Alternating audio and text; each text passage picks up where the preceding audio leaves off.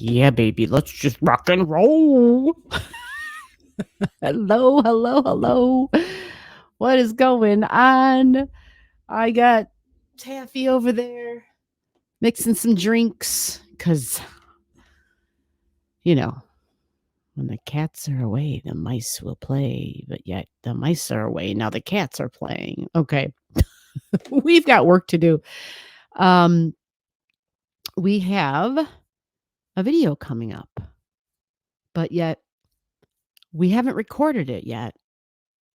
Right. So we have to record the video, and we're going to do that right now. And as usual, I'm struggling with some freaking StreamYard stuff.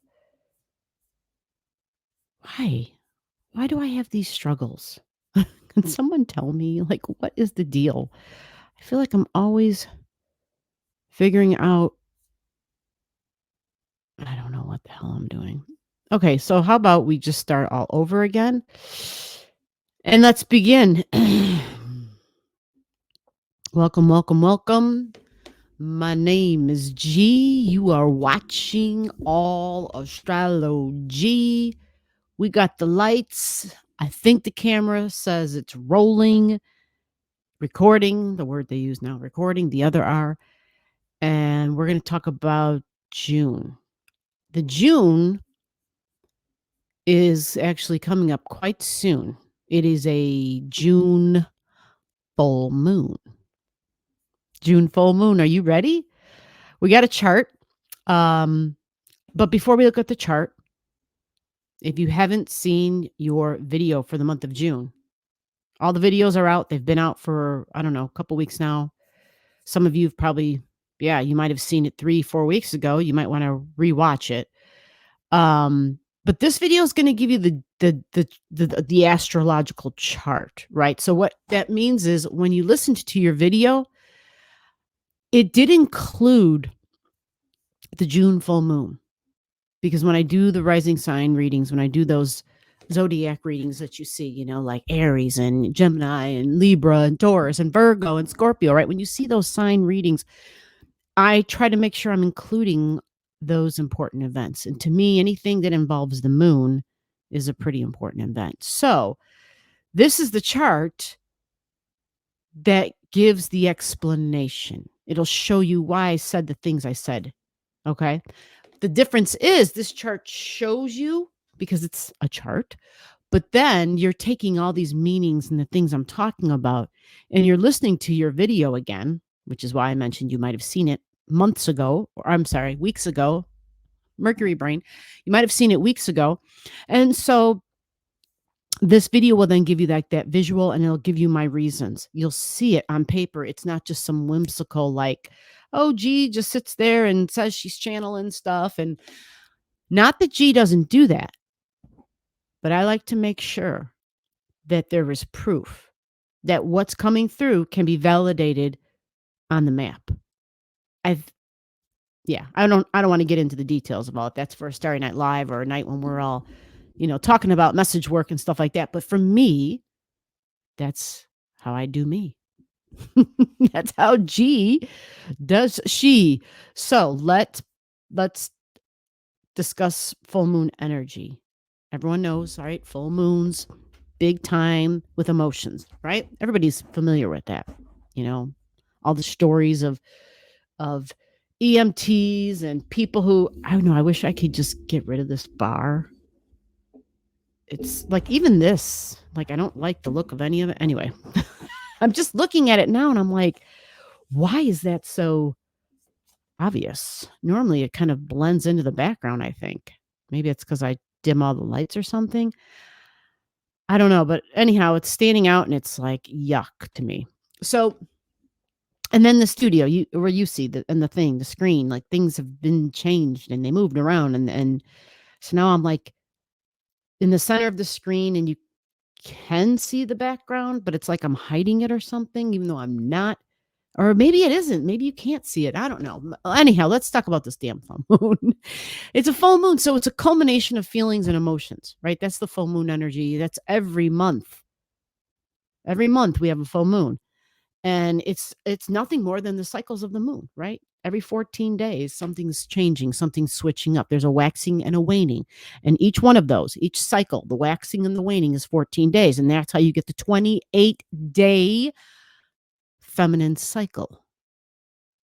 Ah, I know. Isn't that crazy? I know, right? Light bulb goes on in the head and it's like, damn. And then you can connect also how we consider the new moon time a time of powerful, potent creativity. Right? Pretty wild. Pretty wild, isn't it? So, emotions, family, feelings, moons, especially full moons, because it's when the moon is full. It's at its peak in brightness, because in the sky, I know, Cassie's like, where's the lighter, G? I don't know. I don't have the lighter. The lighters I have now are really tiny. I have like this just a little Bic thing you flick it on. I have a bigger one somewhere.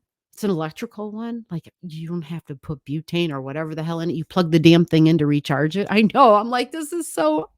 Anyhow, I've got it plugged in, so I never have it. It's never convenient. But anyhow, so it's the full moon, right? The sun is at one end and the moon is at the opposite end. It's an exact opposition of the sun and the moon. I know I say this in every video, but I don't think it can ever be said too much.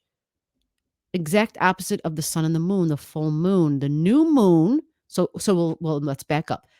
Exact opposite of the sun and the moon, a 14-day cycle of building to that full moon, right? And then you have a new moon, which is when the moon is decreasing, it's waning in its light. It's waning, right? After the full moon, you see it getting smaller and smaller up into the sky. And then when it gets to the point of complete and total black, that's when, instead of the sun and the moon being at opposite ends, they're together. They're sitting here together. And that is that potent moment of creating. Yeah. Very powerful stuff. And that's a 14-day cycle to get to that point of when it's a new moon, when the moon is black, or when we don't see the reflection up in the sky, the sun hitting. Yeah. You follow? So understanding that, and then the moon cycle of the opposition and creating that fullness, and then that fullness, the moon being a reflector. Many say that the moon is nothing more than like a mirror. It reflects. And it's, what is it reflecting? The light of the sun that's opposing it, right? And so we have the immense power being added to the moon. And so when we think about the moon and the past and the reflections that it's shining on us, that it's radiating towards us, and the emanation and the feelings, the emotions, that's the full moon, the emotions. It's not just the past and about, the moon, it rules the water, the tides in the ocean. More than that, it has so much to do, the moon cycle has so much to do with planting, right? You read up in that Farmer's Almanac and they're telling you plant on new moons, do not plant on a full moon, right? So there's some really amazing stuff that is part of our life, yet we don't, either we forgot about it or we don't talk about it, or we just take it for granted, like breathing. You don't think about it. It just is, So those rising sign readings, those monthlies, that's why I want, I always make sure I put the moon cycles in those readings. I think it's so super important. This full moon is a release, because that's what full moons are. Okay. Along with being in a release, we can understand what we're releasing when we know what sign it's in. Like, what astrology sign, what zodiac sign is it going to be in? And so, okay. Yeah. I don't know. I felt like I was like too short or something, like sitting back and just being, I can sit back and chill, especially since I don't have I don't have the freaking chart on the screen yet. Okay, that looks a little dorky. Like I'm a DJ or something, No, I'm not into that. But I'm just into astrology. I'm just an astrology geek. So in the meantime, Sagittarius energy. Sagittarius energy. What do you know about Sagittarius energy, right? So we think of the keywords, right? The keywords for Sag. Sag is going to be somebody who is the seeker. I am on a journey. I am going on an adventure. I am seeking. I am looking. I am searching for truth. I am searching. And that truth shall lead me to be wise and knowledgeable. And people will look up to me and I will be full of wisdom. Sagittarius energy, wisdom and truth. And in that seeking, we have a nice amount of freedom because it's the freedom to seek, to freedom to search for what I believe is the truth. You see? So freedom and the truth, they kind of have to go together, right? But do we allow others to have their own freedom and their own truths, right? Like this is true for me, that's true for them. And then if their truth doesn't match my truth, what happens? Right? What happens? We learned what happened in the pandemic, right? We kind of saw, we still feel it. So understanding some of those basic things about Sagittarius energy are really important. Now, its ruler is Jupiter. It's got that pretty number 4 that looks like it. I think we got a kitty cat coming in. She's sitting behind me staring at me. So before I get the chart on the screen, I will just let this little one up because that's what she wants. Oh, did I wake you up? You look like you are sleeping. Were you in here asleep? Are you coming up? Are you coming up? Hello? I'm talking to you, stinky girl. Are you coming up? Okay. Am I not using the kitty cat voice? Are you coming on up? I mean, you keep looking. I'm like Mufasa. Are we doing this today? She said, yeah. Okay. So now Sagittarius energy, I mean, she just wants to have a little spot here without chewing on the microphone, baby girl. Okay. So Sagittarius energy, going on that journey, going to seek knowledge, wisdom, but it's also higher education because that's, depending upon what age we are, we're going to go off to school. We're going to go away to college. And so we have to travel. We go away to college. We go away. We got to go on that journey. And so we go away to college. So we take a trip. Sometimes we got to get in the airplane or we get in the car and we drive across the country. That's Sagittarius energy, going really far. Many times it's up in the air and over the water even. Okay. Now, we have to include spirituality and religion, but also the justice system, especially the justices, judgments, Jupiter, the judge, that's Jupiter. So unconscious judgments, like I'm not a judge, right? I'm not on a circuit court or anything. I'm not a judge. I'm not on what's that TV show. There was some dude that used to play a judge or a woman or whoever. And now my housemates, I saw somebody watching a show with a comedian. I don't know if it's Steve Hart. Somebody's doing a job where they're the judge and it's obviously entertainment. As a matter of fact, I was trying to edit something and I remember cracking up. It was so damn funny. I can't remember who it was. Somebody who was funny as hell. So anyway, but being a judge is also Sagittarius energy, being a judge. Yeah.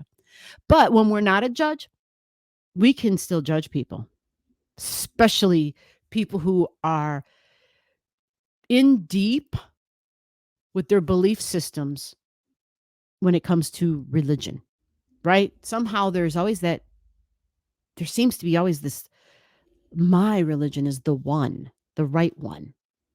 There always seems to be that thing that exists, which means someone's making a judgment on somebody else or somebody else's beliefs or somebody else's religion, right? So, a release of some sort. And when I say a release of some sort, you can think of family, you can think of mom, because these are all keywords for the moon. You could think of my tribe and the history, and then a release of all the Sagittarius keywords and Jupiter that I just listed off, that I just talked about.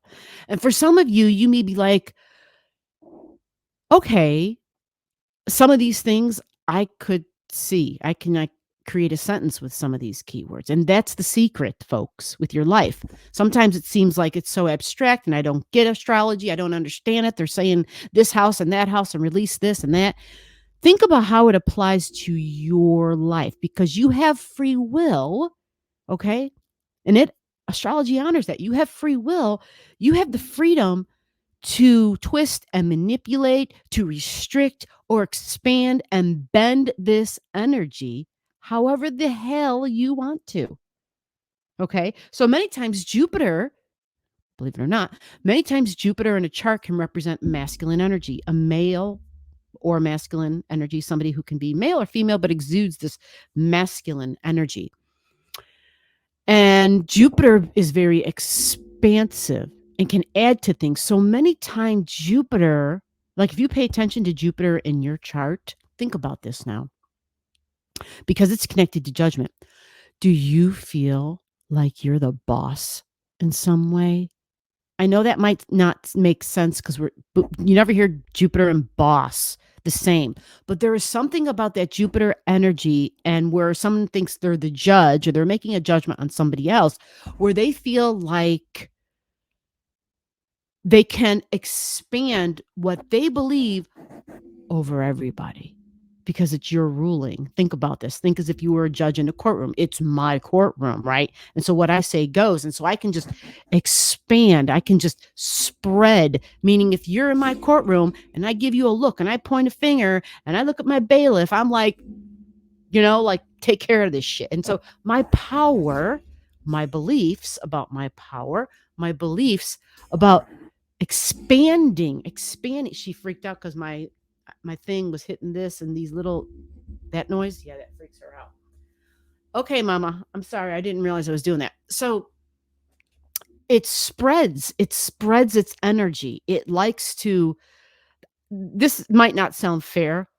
What is that thing?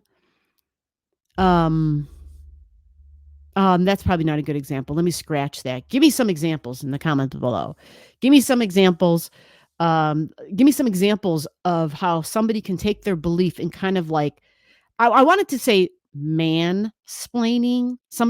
I'd never really heard the term until a couple years ago, and somebody explained it to me, and I'm like, I don't even know what that is.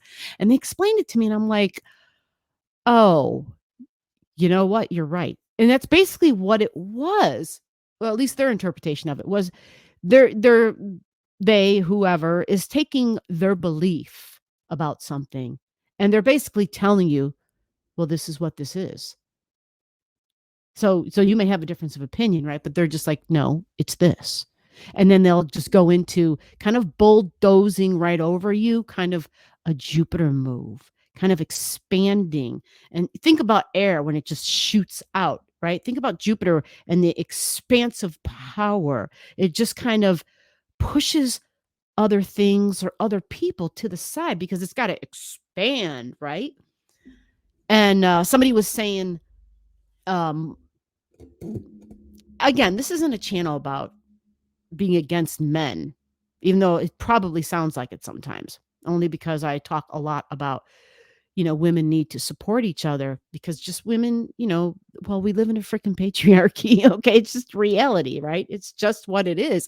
And it's ridiculous, and so we got to strike a balance. So women, come on, let's go. Like, we have a place here and we have a place at the damn table, right? But with that said,